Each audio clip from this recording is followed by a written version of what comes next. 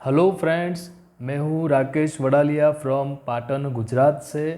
और आज मैं आप सबको हारमोनियम कैसे प्ले करते हैं उसके बारे में थोड़ी जानकारी दूंगा। तो वीडियो के शुरुआत से लेके अंत तक आप मेरे साथ बने रहिएगा। सबसे पहले थोड़ा हारमोनियम के बारे में बेसिक नॉलेज जान लेते हैं। ये है हमारा 2 दमन का हारमोनियम। यहाँ पर आप देख सकते हैं, ये जो पार्ट है ये 1 और 2 पार्ट में बना हुआ ये दमन है, जिससे हारमोनियम के अंदर हवा भरी जाती है। जब हम ऐसे करते हैं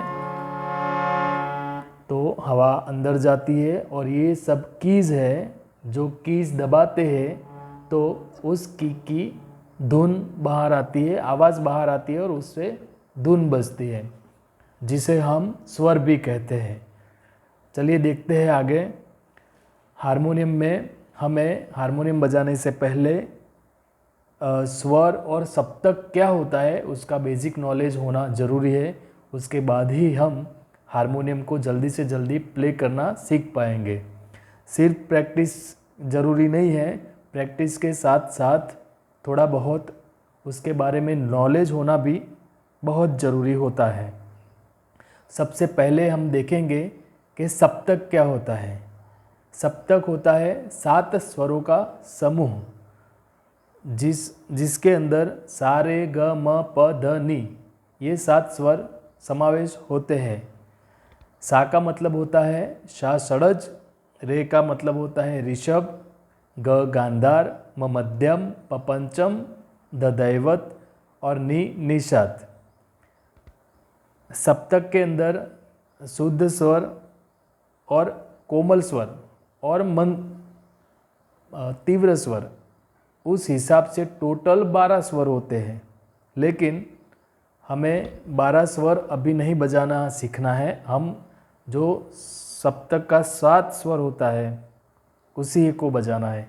जब हम कोमल स्वर और तीव्र स्वर को नहीं गिनते तब वो 7 शुद्ध स्वर का एक समूह बनता है, उसको हम सप्तक बोलते हैं।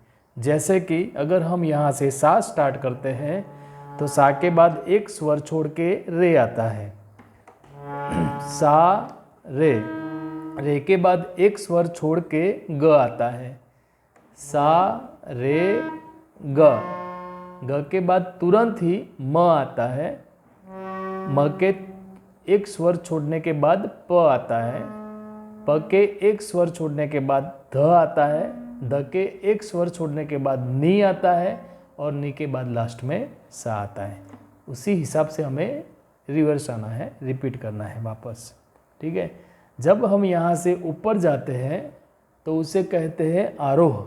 आरोह यानी चढ़ना, आगे जाना, तो उसे हम बोलेंगे आरोह। जब हम स्वरों को एक स्वर के बाद एक स्वर बजाते हैं और ऊपर तक अपनी आवाज़ लेके जाते हैं उसे हम आरोह कहते हैं।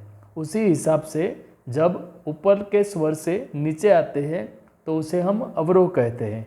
हम आरोह और अवरोह एक बार बजाकर देखते हैं।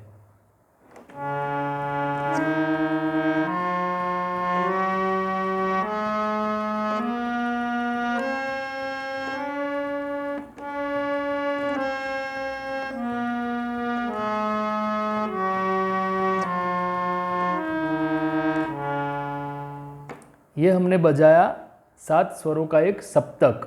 जब हम ऊपर जाते हैं उसे आरोह बोलते हैं, वापस आते हैं तो उसे अवरोह बोलते हैं। इस सप्तक को हमें बार बार बजाना है और जिस भी की पर जो भी उंगली मैंने रखी है उसको आपको बार बार देखना है और उसी हिसाब से आपको प्रैक्टिस करना है। एक बार दोबारा देखते हैं कौन सी उंगली कौन सी की पर आती है। चलिए देखते हैं। सा पर आएगा, सा पर आएगी ये पहली उंगली, उसके बाद रे पर आएगी दूसरी उंगली, उसके बाद अंगूठा आएगा ग पर, ये है ग। ग के बाद म पर पहली,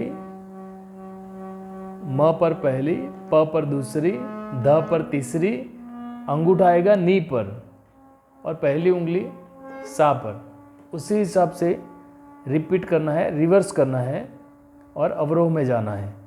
सा नी ध प म ग रे सा। एक बार बजाते हुए हम देख लेंगे।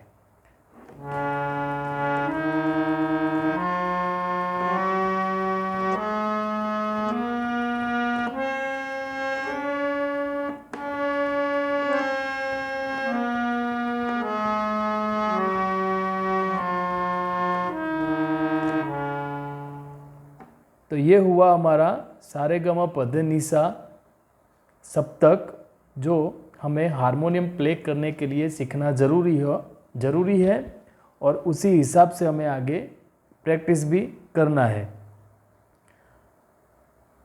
इससे पहले मैंने आपको बोला सप्तक में 7 स्वर होते हैं और जब हम कोमल स्वर और तीव्र स्वर को गिनते हैं तो टोटल 12 स्वर होते हैं। तो इसके आगे के वीडियो में हम वो 12 स्वर के बारे में भी नॉलेज लेंगे और आगे की जो प्रैक्टिस होगी वो भी मैं दिखाऊंगा। आज के वीडियो में हमें सिर्फ सारेगामापधनिसा के बारे में आपको जो नॉलेज मिला है और ख़ास करके जिस उंगली पर जो स्वर आता है उसे हमें कैसे बजाना है वो आपको ध्यान में रखते हुए इसके सतत प्रैक्टिस करनी है। तो आपके लिए ये प्रैक्टिस रहेगी।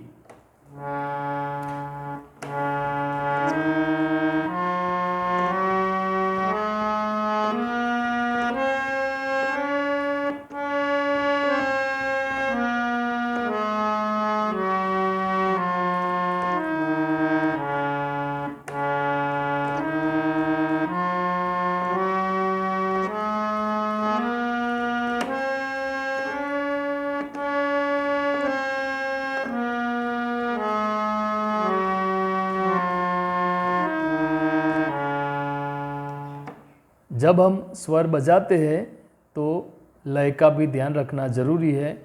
लय एक ताल के हिसाब से होना चाहिए। जैसे बीट बजता है, एक के बाद कड़ी में जैसे 1 2 3 जैसे सेकंड्स चलता है, उस हिसाब से वो लय कहलाती है। लय को आगे पीछे ऐसे नहीं करना है, थोड़ा कम थोड़ा ज़्यादा ऐसा नहीं, एक ही लय में हमें बजाना है, तभी जाके सुमधुर स्वर वहाँ से बाहर आएगा और हमें सुनने में अच्छा लगेगा। तो इस बात का भी आपको ख्याल रखना है। अगर हमें पूरे हारमोनियम का सब किस बजाने की प्रैक्टिस करना है तो वो भी हम एक बार देख लेते हैं। मैंने आपको बेसिक एक प्रैक्टिस दिया, यहाँ से सा शुरू करके यहाँ तक का, ये होता है मध्य सप्तक। सप्तक के बारे में मैं आपको आगे डिटेल में जानकारी दूंगा।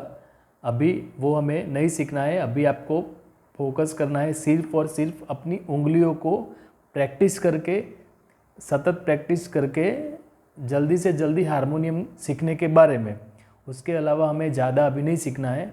जो मैं बोल रहा हूँ उसी हिसाब से अगर आप चलेंगे तो आप जल्दी से जल्दी हारमोनियम सीख पाएंगे, उतना मेरा गारंटी है।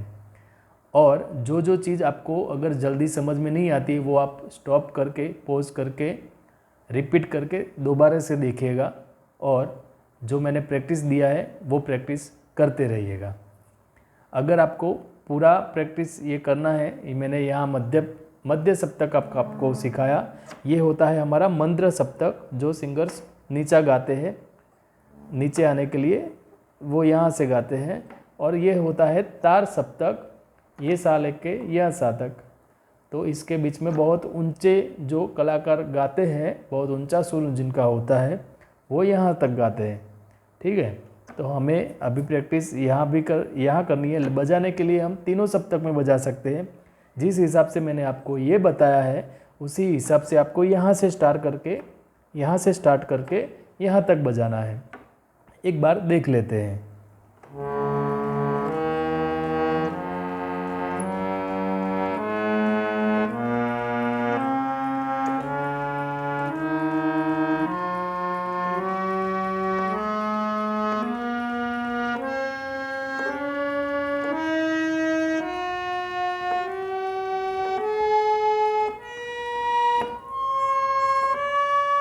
उसी हिसाब से अवरोह करना है, रिपीट आना है।